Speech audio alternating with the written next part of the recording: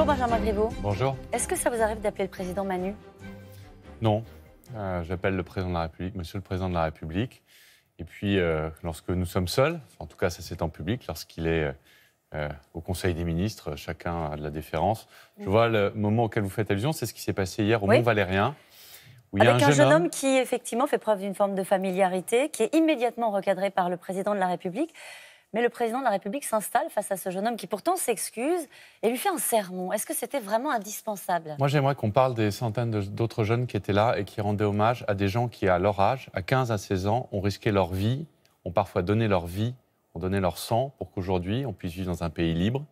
Et c'est de cela dont j'aimerais qu'on parle et pas de celui qui a accueilli le président par un Manu un peu familier.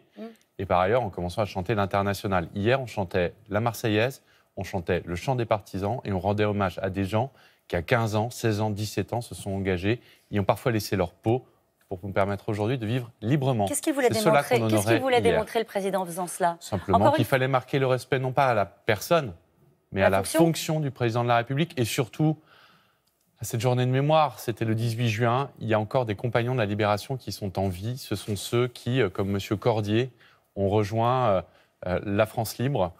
Ils avaient l'âge de ces jeunes qui passent le brevet ou le baccalauréat depuis hier. C'est à cela qu'on rendait hommage. C'est aussi de la transmission. Et il faut aussi transmettre des valeurs et c'est parfaitement assumé. Et les valeurs, c'est effectivement celles de ce 18 juin. Mais si tu veux un jour faire la révolution, apprends à avoir un diplôme et à te nourrir toi-même.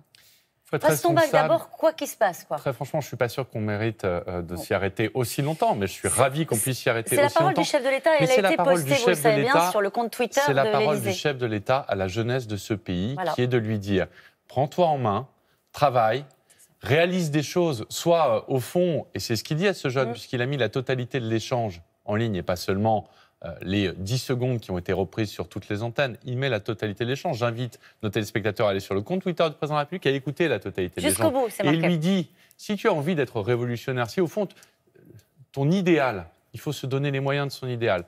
Et pour ça, il faut travailler. C'est dit.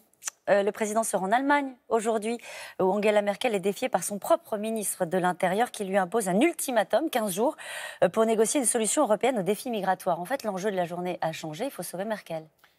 L'enjeu de la journée, il est européen.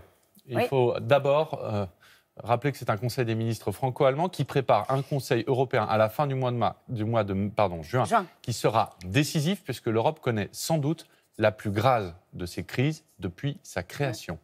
Elle est liée à différents sujets. Le sujet de la protection de nos concitoyens, protection sur le plan économique, protection commerciale, et puis, vous l'avez dit, sur la question migratoire qui s'est invitée dans les débats depuis maintenant de nombreuses années, qui a fait que le vent du populisme s'est levé dans certains pays d'Europe, l'Allemagne, des élections législatives, le Brexit en est l'une des manifestement conséquences, l'Italie plus récemment avec les élections législatives. Donc l'enjeu de ce Conseil des ministres franco-allemands, c'est d'arriver à avoir des positions communes sur des sujets, comme la question migratoire. Je note que la chancelière allemande, il y a une quinzaine de jours, dans une interview au Frankfurter Allgemeine Zeitung, avait fait un mouvement sur des propositions faites par le président de la République, à savoir la constitution d'une autorité européenne migratoire, le renforcement des moyens pour Frontex et donc des moyens opérationnels pour conserver la main sur nos frontières et les frontières européennes. Alors, ce sera difficile, mais c'est dans cet état d'esprit que le Conseil des ministres franco-allemands tiendra aujourd'hui. Quand vous entendez le ministre allemand de l'Intérieur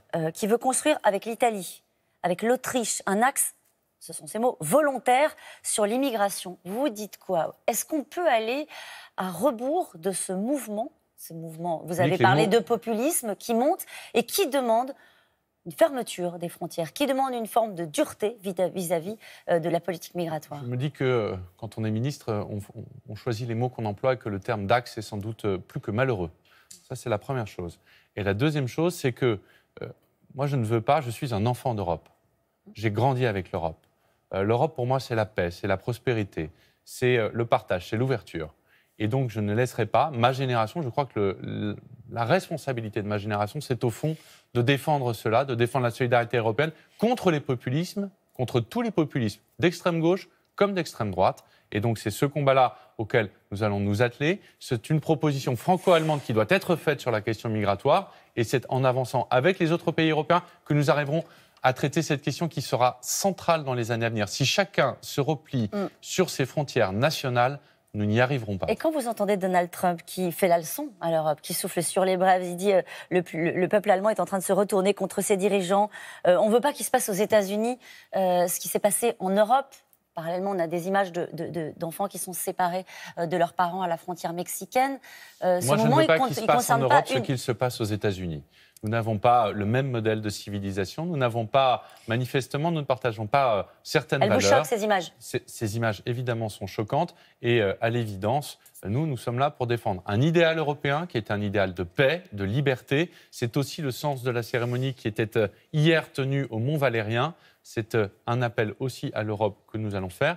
Et la France sera à l'initiative comme nous le sommes depuis le premier jour du quinquennat d'Emmanuel Macron. Certains qui vous écoutent ce matin peuvent se dire, en vous écoutant, et ces propos d'ouverture et de paix, etc., que vous auriez pu accueillir, que la France aurait pu accueillir l'Aquarius. Mais le geste a été proposé par l'Espagne. La France va envoyer l'OFPRA. Nous avons dit dès le départ que demain, si de nouveaux bateaux venaient à croiser les côtes françaises en situation de détresse, nous appliquerions évidemment la règle de l'accueil. Depuis le début de l'année, la France a reçu 26 000 demandes d'asile. L'Italie, 18 000. L'Espagne, quelques milliers. La France prend sa part. Je ne laisserai pas dire que la France est absente sur cette question, qui est une question centrale, qui est une question morale pour l'Europe et une question de solidarité entre les pays européens. La loi Pacte, c'est aujourd'hui, c'est une loi qui peut permettre d'enrayer la baisse de la croissance. On lit ce matin dans la presse que grâce à la loi Pacte, c'est 1 point de PIB. Alors, c'est 0,4 points à l'horizon de 2025 et 1 point de PIB à long terme. Le but de cette loi, il est simple, c'est qu'en France, les entreprises qui embauchent le plus, ce sont les TPE et les PME, et que nos TPE et nos PME, elles ont beaucoup de barrières qui les empêchent de grandir, d'exporter, de se numériser, de croître et donc d'embaucher. L'objectif de cette loi, c'est de lever ces barrières-là et de permettre à nos entreprises de grandir, de se financer, d'innover, d'embaucher, de faire tomber les barrières, parfois entre recherche publique et entreprise. Bref, d'avoir un nouveau modèle économique qui permette à notre pays de gagner ses points de croissance et surtout des emplois. Merci beaucoup. Merci à vous. Merci Caroline, passez une bonne journée tous les deux.